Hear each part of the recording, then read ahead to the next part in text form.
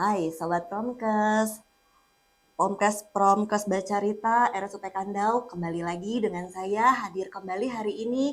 Saya Dr. Elisa. Hari ini tepat bertepatan dengan Hari Kanker Tulang Sedunia yang jatuh pada 11 April 2026. Kami dari Promkes Bacarita akan membawakan tema tentang kanker tulang. Dan tentu saja untuk membicarakan hal ini saya pasti tidak akan sendiri.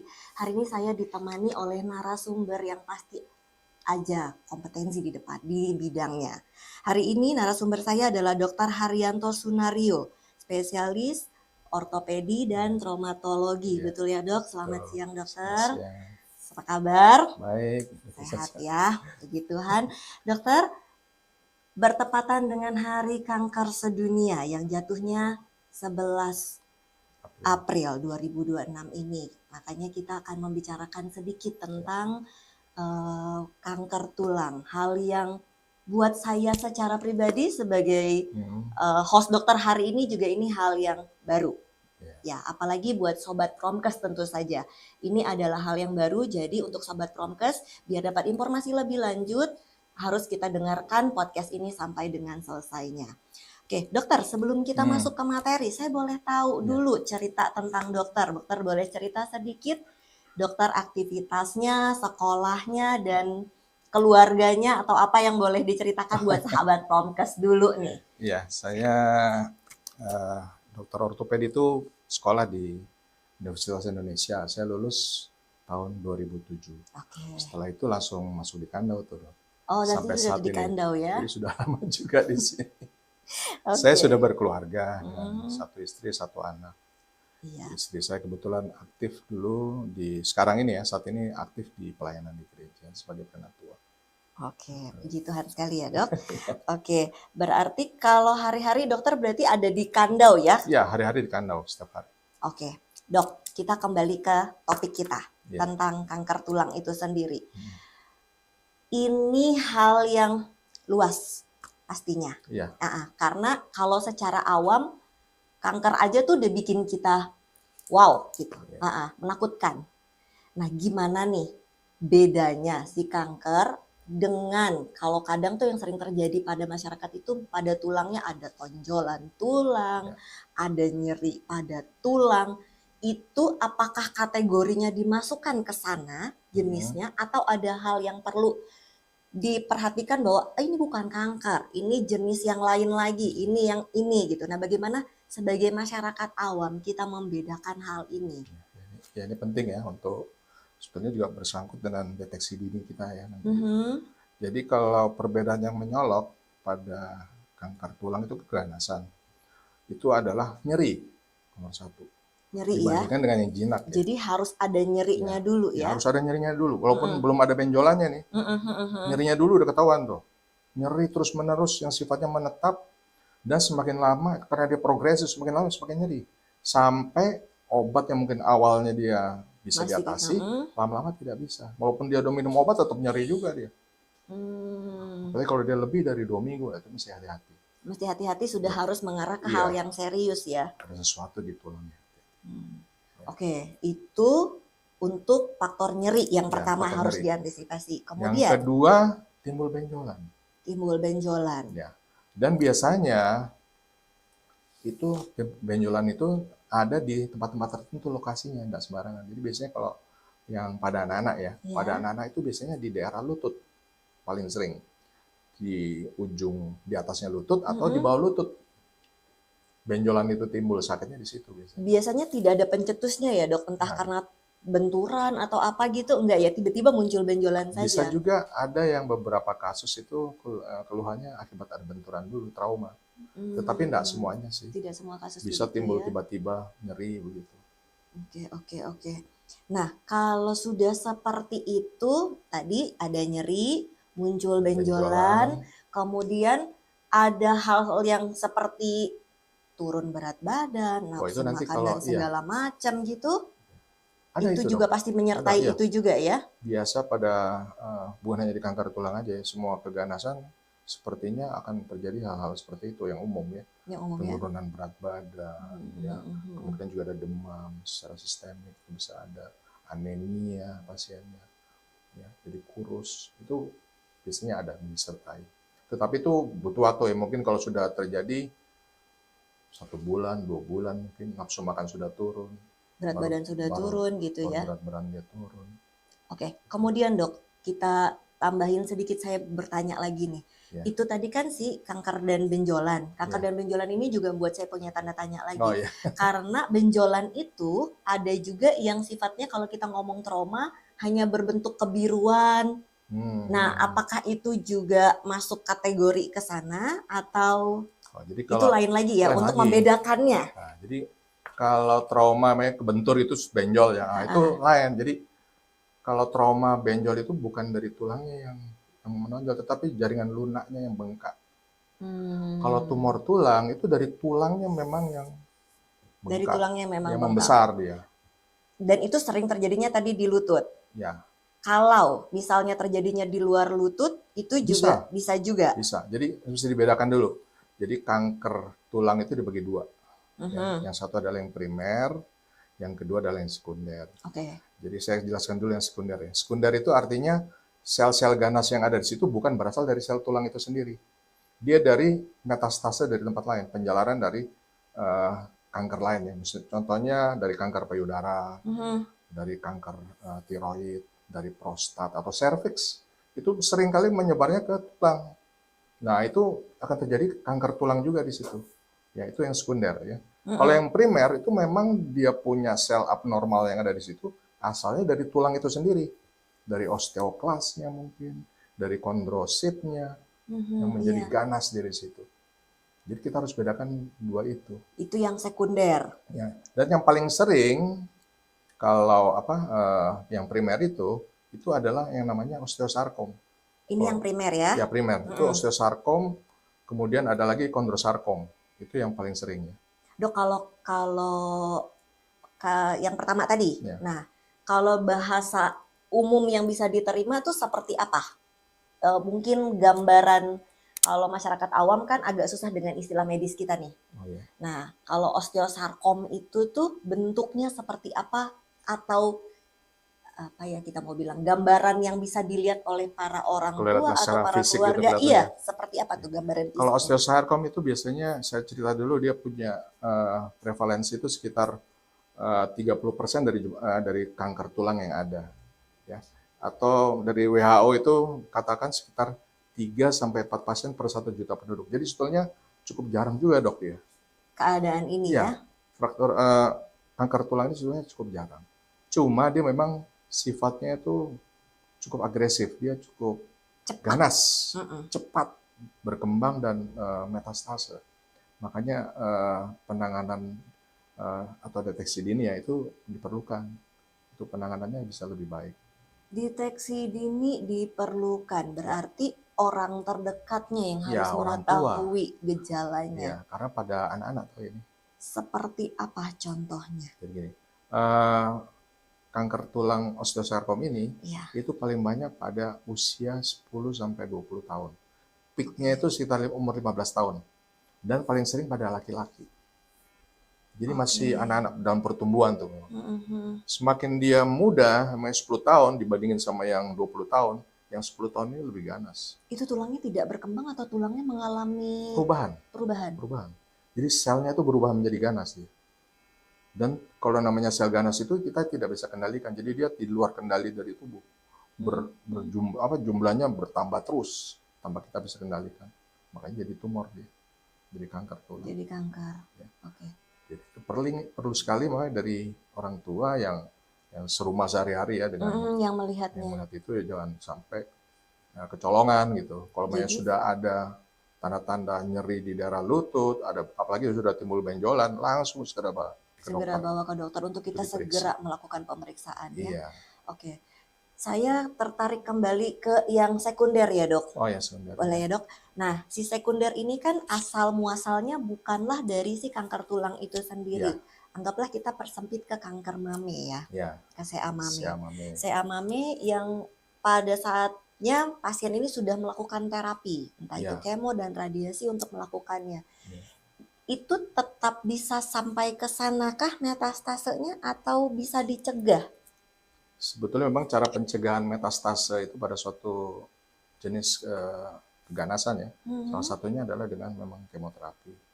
Tetapi kan itu persentasenya ada juga nggak 100% dia akan bisa Sampai ke tulang. nggak bisa atasi metastase itu. Oh. Pasti ada yang lolos juga. Saya juga ada pasien yang mungkin sudah 5 tahun kali dia operasi, sudah kemoterapi rutin, ternyata kena juga metastase di tulang. Itu kita nggak bisa prediksi juga ya. Walaupun sudah berusaha di kemoterapi segala macam, tetap bisa menyebar. Dan kalau dari bidang dokter sebagai ortopedi dan traumatologi, kalau udah sampai seperti itu terapi apa? Jadi memang kalau sekunder ya, kalau dia penyebaran metastase itu sebetulnya adalah suatu keadaan yang sudah lanjut dari suatu penyakit keganasan ya, karena itu metastase kan. Jadi torang adalah caranya untuk meningkatkan kualitas hidup dari pasien itu.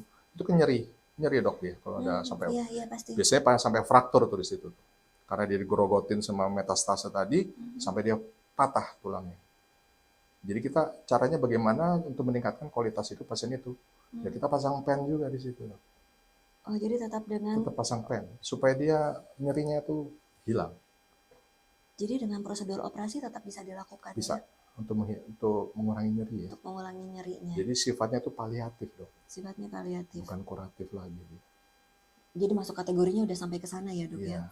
Hanya untuk menolong mengurangi rasa nyerinya sehingga dia bisa menjalani kehidupannya. Jadi kualitas hidupnya lebih baik. Dan itu tidak hanya pada kasus mame tentu saja. Oh, bisa yang lain juga dok.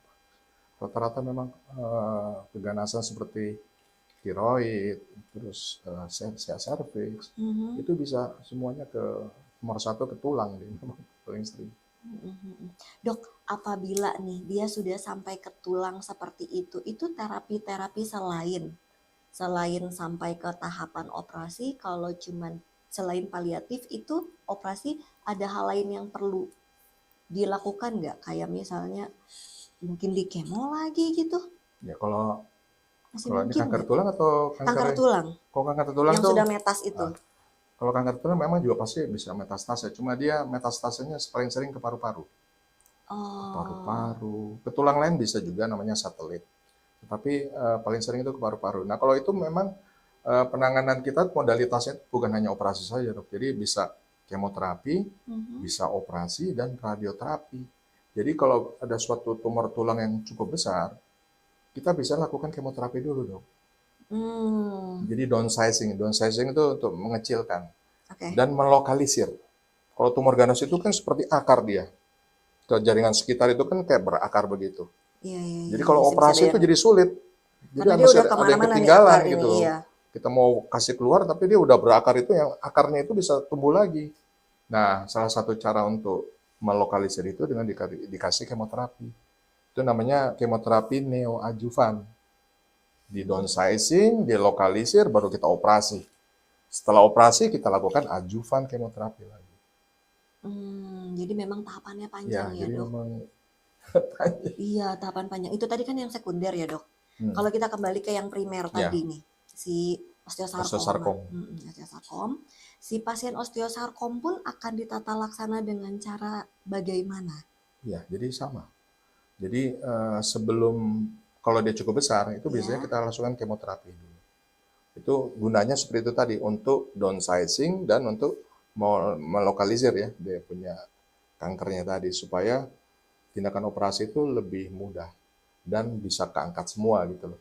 Karena kalau terapi operasi pada kanker tulang adalah itu mengangkat yang bagian yang terkena gitu loh. Dalam hal ini tulangnya diambil semua. Amputasi saya bisa bilang ya? Bukan amputasi. Maya ini penting. Amputasi adalah salah satu option terapi dari kanker tulang. Tetapi ada option yang lain juga dok. Jadi kalau dia kita bisa deteksi dini, masih awal, jadi masih belum besar, itu kita bisa lakukan namanya limb salvage procedure. Limb salvage procedure itu adalah untuk mempertahankan anggota gerak yang terkena. Jadi kita tidak amputasi dok. Jadi kita ambil yang sebelum tadi dari kemoterapi jadi kecil tuh. Benjolannya udah kita angkat, tulangnya hilang tuh. Nah itu ada namanya megaprotesis, implan khusus untuk pasien-pasien tumor ini. Yang tadi diambil. Dipasang implan lah di situ. Jadi anggota tubuhnya masih tetap ada. Tapi dengan syarat itu harus dari awal. Kedeteknya Masih dari stadium awal. 1 mungkin. Dan perluasannya pun masih dapat Iya. dikontrol. Ya, kalau sudah stadium 4, apalagi sudah melibatkan pembuluh darah dan saraf, kemungkinan tidak bisa dilakukan limb salvage prosedur. Dia harus amputasi kemungkinan. Makanya penting sekali deteksi dini itu. pada osteosarkom ini. Angka keberhasilannya, dokter? Kalau dia masih stadium 1, bisa sembuh dia. Bisa 100% sembuh dia. Karena selesai sih. Iya, habis diangkat semua, kita ganti implan. Tapi kalau sudah ada metastase, susah memang, Dok. Jadi dia angka mortalitas pada kanker tulang ini cukup tinggi. Angka mortalitasnya? Tinggi dia. Selain dia progresif dan cukup tinggi angka mortalitasnya. Gitu. Jadi ketahuan di anak mungkin di usia sampai 17-20 tahun dengan angka mortalitas tinggi mungkin juga tidak akan bertahan lama apabila ketahuannya juga di stadium lanjut ya, Dok? Iya. Dan rata-rata pasien yang datang ke sini itu sudah besar semua, sudah lanjut. Kalau kita MRI itu sudah dikena pembuluh darah, sudah kena sarafnya. Jadi kita tidak bisa lakukan prosedur limb salvage tadi. Jadi ini pentingnya kita untuk mengetahui secara dini untuk keluarga terdekat kita apabila sudah menemukan hal-hal yang ganjil dalam tubuh anak atau keluarga terdekat kita, terutama tonjolan-tonjolan atau benjolan-benjolan yang tidak lazim pada tempatnya ya, Dok. Oke, Dok, kalau ngomongin tonjolan, saya balik ke dokter lagi nih, tonjolan atau benjolan. Tadi kan kita ngomongnya kanker ya, Dok. Iya. Kalau kita ngomong tumor. Iya. Tumor itu ya suatu benjolan ya. Iya, itu hal yang harus dikhawatirkan juga nggak sebagai orang tua pas ngeliat benjolan, apakah itu nggak nyeri ya, timbul iya, benjolan, betul, yang nggak nyeri, terus ya, tiba-tiba dia ada di situ saja dan tidak terjadi pembesaran dalam waktu yang cukup lama gitu. Yang paling sering tumor jinak itu adalah namanya osteokondroma. Osteokondroma itu ada penurunannya tulang di daerah metafisis, terutama sama juga di daerah femur atau di daerah di sekitar lutut ya. Dan dia tidak nyeri. Tapi kalau keraba dia. Sebetulnya memang bukan keganasan dia, tetapi masih dipikirkan juga karena sekitar 1-2% itu bisa menjadi keganasan dia nanti di kemudian hari. Apabila terus dijadikan pembiaran-pembiaran ya. Jadi sebaiknya memang anjurannya memang juga diangkat. Itu konsistensinya atau bentuknya lebih keras atau? Dari tulang itu keras. Jadi rabaannya memang tulang juga ya? Tulang keras emang dia, bukan jaringan lunak. Jadi kalau di foto juga kelihatan, jadi ada yang seperti tangkai gitu dia, keluar dari tulang. Tapi itu jinak masih kategori? Jinak itu.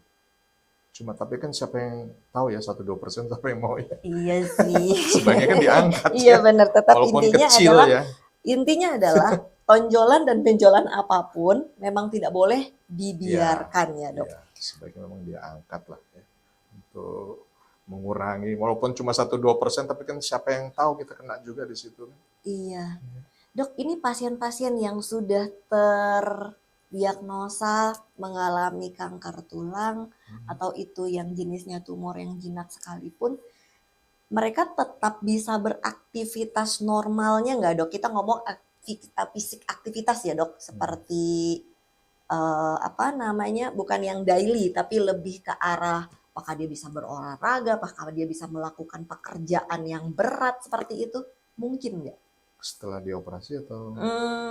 Mungkin pertanyaan saya jadi dua, Dok.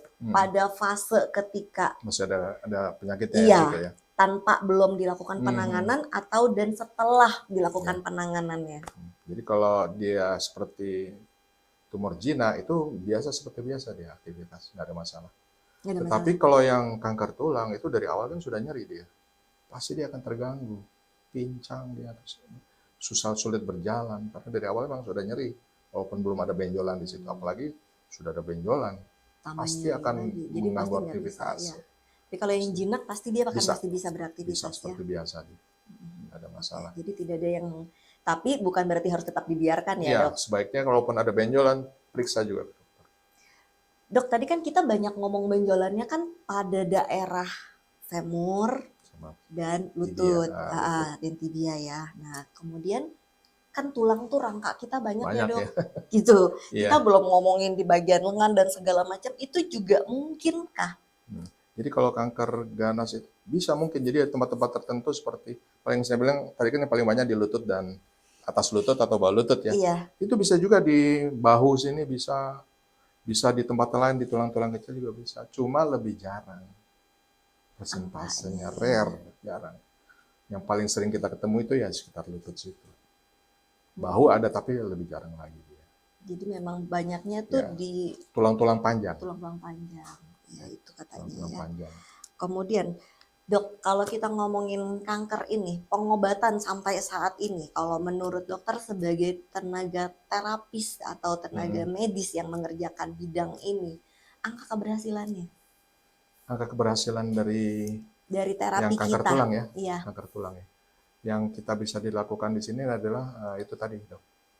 Kalau kita bisa deteksi dini, itu tergantung dari stadium. Berarti nomor satu tuh keberhasilan dari pengobatan suatu kanker tulang adalah tergantung dari stadiumnya dia. Semakin awal, semakin keberhasilannya makin tinggi. Kedeteksinya di Ya, awal ya. ya itu. Kemudian ini lokasi, Oh ya, itu juga faktor penting juga ya dok. lokasinya di mana. Ada beberapa yang timbulnya di daerah tulang belakang atau di daerah pelvis. Itu lebih sulit mungkin untuk untuk dilakukan pengangkatan karena dia lebih kompleks. Mungkin di sini sulit karena sebetulnya di Kandau ini bisa dilakukan itu, tetapi dia punya mungkin ya fasilitas itu yang mungkin mesti di upgrade lagi ya. Iya. Jadi jadi satu yang pertama tadi adalah stadiumnya, Stadiumnya, yang kedua itu lokalisasinya. lokalisasinya di mana, yang ketiga kondisi dari pasien itu sendiri.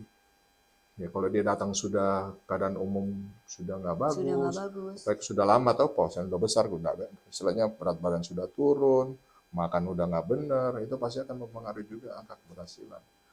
Sudah datang sudah dalam keadaan gitu, mau di kemoterapi, mau jadi gimana?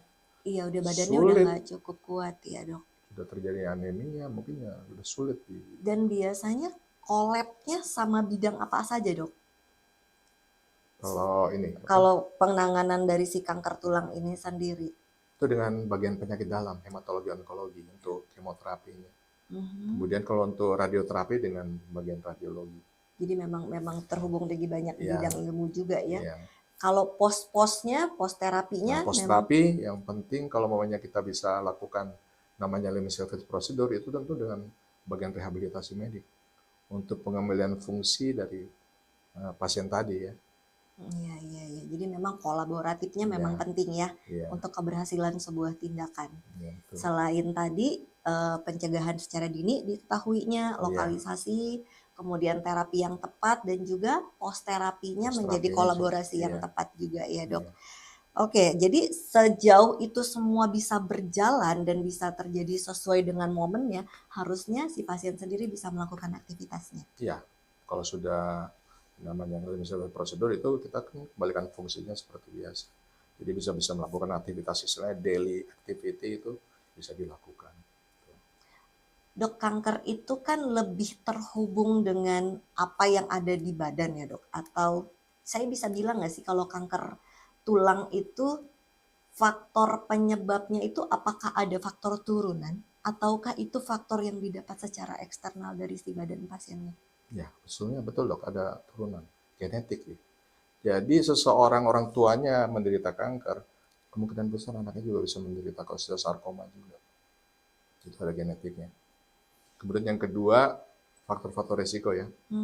Itu selain genetik juga ada radiasi, jadi paparan radiasi.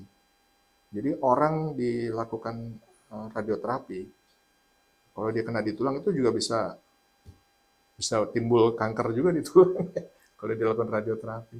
Iya, karena kena efek dari si Ya, radiasi paparan ini, radiasi paparan tadi. radiasi tadi. Kemudian ada juga beberapa sindrom. Seperti contohnya kalau keganasan di mata namanya retinoblastoma. Saya juga nggak tahu kenapa pada pasien retinoblastoma itu juga sering terjadi osteosarkoma. Ada hubungannya dengan Ada retinoblastoma. hubungan. Jadi juga ada kesana juga Ada ya? kesana juga ada hubungan dengan penyakit lain. Iya, iya, iya. Kemudian kalau pekerjaan-pekerjaan tertentu adakah yang memancing untuk terjadinya si proses dari Sesuai apa kanker tulang ini? pekerjaan tertentu enggak sih. Enggak ya dok, Enggak ada sejauh ini. hubungan. Yang berhubungan dengan radiasi atau apa, Enggak. Kalau dia cuma radiasi radiologi X-ray biasa sih harus nyaman ya? kecil itu. Hanya yang Radioterapi itu radioterapi itu ya? jadi orang yang ada pengobatan radioterapi itu yang bisa kan dosisnya tinggi sekali itu radioterapi itu. Ya. Itu bisa merubah genetik yang ada di situ, DNA-nya bisa pecah mungkin bisa jadi merubah sifat dari sel-sel yang Dari ada. sel-sel sehingga akhirnya bisa mengacu ke arah si Ya, kanker tulang keganasan. itu sendiri. Oke, dok, kalau begitu ini mungkin menjadi pertanyaan terakhir saya. Ya. Apa yang harus kita waspadai sebagai masyarakat untuk menjadi masyarakat yang sehat tentu saja? Ya, saya juga ada mau kasih info juga ke masyarakat ya.